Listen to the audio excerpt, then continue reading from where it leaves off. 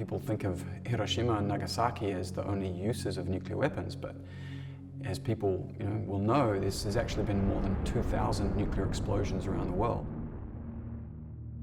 And hundreds of those happened in the Pacific. The core issue that really triggered a lot of anger and resistance in New Zealand was colonial powers coming down into the Pacific and blowing up nuclear weapons.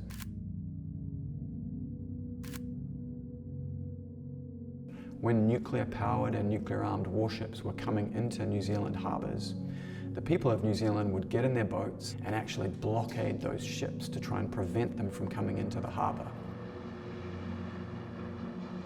So you would get this real David and Goliath clash between these tiny boats and these enormous, weapons of war, these massive warships carrying nuclear weapons. You think you're so powerful, you've got this awesome weapon of destruction at your disposal, you can push the button.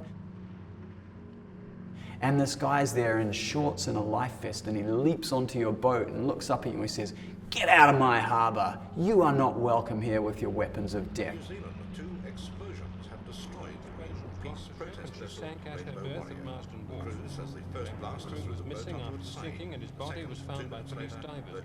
Diving and explosive. The Rainbow Warrior had been in the Marshall Islands, helping the people there because after decades of suffering from very high rates of cancer and birth defects and stillborn babies and all of these terrible things that caused awful suffering for those people, they made the heartbreaking realization and came to a decision that they had to leave their homeland. They had to leave this atoll that they'd lived on for hundreds of years because it had been poisoned by nuclear weapons testing. And so the people of Rongelap Atoll reached out to Greenpeace and asked for help to move their people. And so the Rainbow Warrior went to Rongelap Atoll and they helped the people who packed up their entire village and moved. And it then sailed to Aotearoa in order to visit Auckland Harbour and to reprovision. And from Auckland Harbour, it was due to sail out into French-occupied Polynesia, where there was still nuclear weapons testing being done by the French government. And so the Rainbow Warrior was sailing to Mururoa, which was one of the test sites.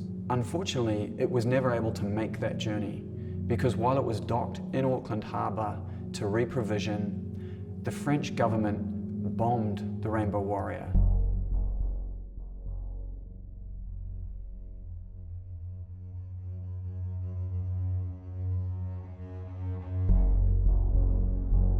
They sent in secret agents to set mines on the side of the ship, and those mines blew up and sank the Rainbow Warrior. When the French sent Secret Service agents into Auckland Harbour to blow up an unarmed protest ship, it really shifted public opinion incredibly, and so it had the opposite effect to what the French government wanted. Everywhere you looked, the people of New Zealand were rising up and saying, "We reject nuclear weapons. We reject the idea that nuclear weapons keep us safe in any way." But the point is that one person taking a symbolic action is only symbolic, but 1 million people taking the same symbolic action, suddenly you've got a political movement, And so campaigners asked people to declare their homes as nuclear weapon-free zones and place a sticker on their letterbox or their front window or their front door to clearly mark that this was a nuclear weapon-free zone. Campaigners would go around the country and collect up this information, put it on maps, so that they could take that information to policymakers and say, look, these people are living in self-declared local nuclear weapon-free zones.